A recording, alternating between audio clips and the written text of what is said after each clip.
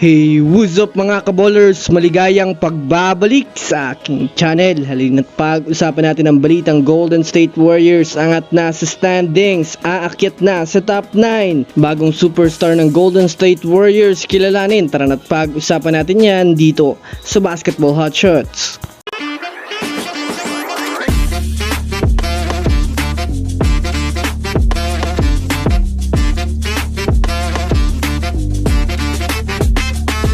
Una nga muna tayong dumako mga kaballers sa balita patungkol sa madali lang nga daw malaglag ang Oklahoma City Thunder sa playoffs.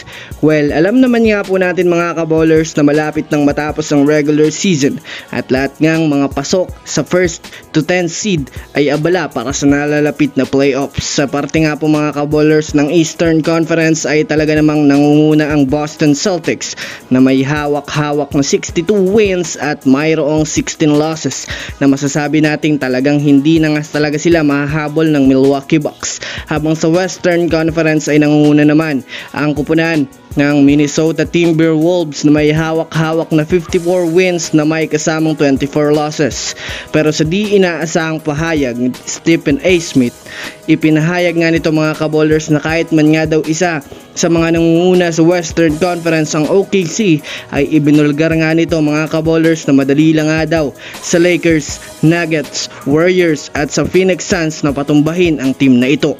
Ito ay dahil na rin daw mga kaballers sa hindi pa naman nga po sila sanay sa playoffs at isa pa dyan mga kaballers ay masyado pa silang bata para sa ganoong mga stage. Kaya naniniwala nga itong si Stephen A. Smith na hindi nila makukuha ang kampiyonato ngayong season. Samantala, dumako naman tayo mga kaballers sa balita patungkol sa kupunan ng Golden State Warriors. Alam naman nga po natin mga kaballers na nanalo nga ang Warriors kaninang umaga kontra sa kupunan ng Utah Jazz.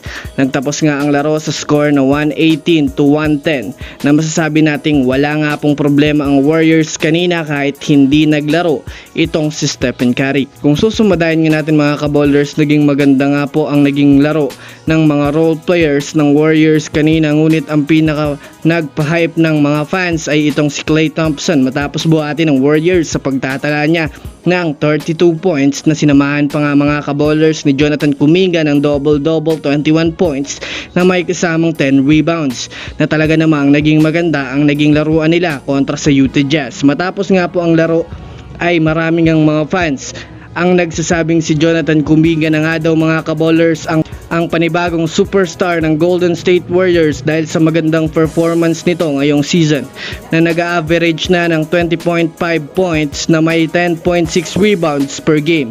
Bukod pa dyan mga kaballers, si Kuminga na rin nga po sa ngayon ang tumutulong kay Stephen Curry at Klay Thompson sa pagtala ng malalaking puntos. So that's it for today's video mga kaballers. Yan lang ating pag-uusapan sa ngayon. Pindutin ang subscribe and hit nyo na rin ang notification bell para sa mga susunod na update sa mundo ng basketball. Again, this is Basketball Hotshots. Thanks for watching.